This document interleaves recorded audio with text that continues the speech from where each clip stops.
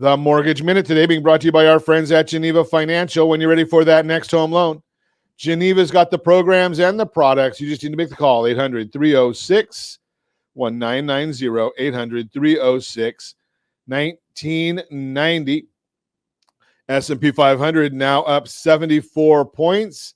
We're looking at the 10-year Treasury. That one's been holding for us. We're staying below that 3% level, up 4 basis points right now.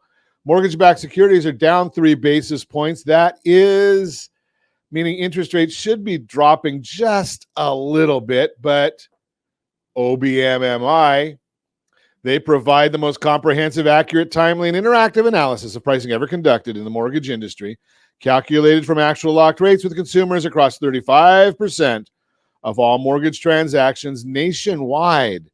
Yesterday's numbers, conforming loans, not high balance, but conforming loans, locked 5.788, just up a little bit. 30-year jumbos, 5.181, down about as much. The 30-year FHA loans, 5.645. Best loan on the market for those who earned it, our veterans. 5.406 is the VA loan. And the USDA loan yesterday, those in the rural areas, 5.615 is where those loans locked.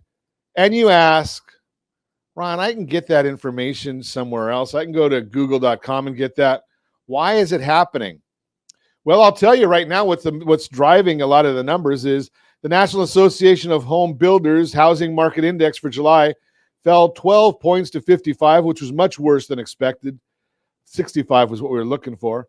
Looking at the internals, current sales were down 12 points to 64. Sales expectations fell 11 points to 50. Buyer traffic was down 11 points to 37. While the first two metrics are still above 50, which signals expansion, these figures have been coming down sharply. The concerning was buyer traffic, very weak at 37, and signals a slowdown in buyer activity. Here's a big issue that we're going to be watching in these numbers that are coming through is we're hearing, okay, so the buyer traffic is down and the home builders are not excited. Well, are we going to see a crash in real estate prices? Well, I'm going to tell you the answer to that right here, right now is no. Why would that be?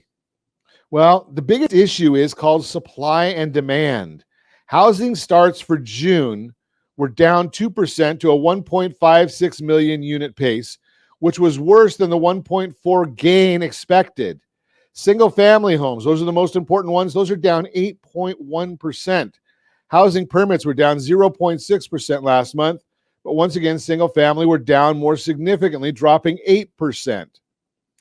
Now, if you keep dropping the amount of homes being built and we keep needing more homes, that's the supply side of supply and demand. If we're seeing that supply side going the wrong way, we're not getting more homes, well, then the fact is people are still getting older. They're still creating families. They're still needing properties. So we're not going to see a big drop in housing prices. Let's take a look at some numbers. New housing supply. Housing starts are 1,370,000. Destroyed annually is about 100,000. Total new supply net is 1,270,000. Household formations, though, is 1,000,004.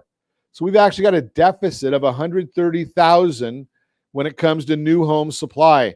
That's the reason I don't believe that we're going to see a whole lot of price drop in real estate, even though people are not buying homes at the same pace that they were buying them.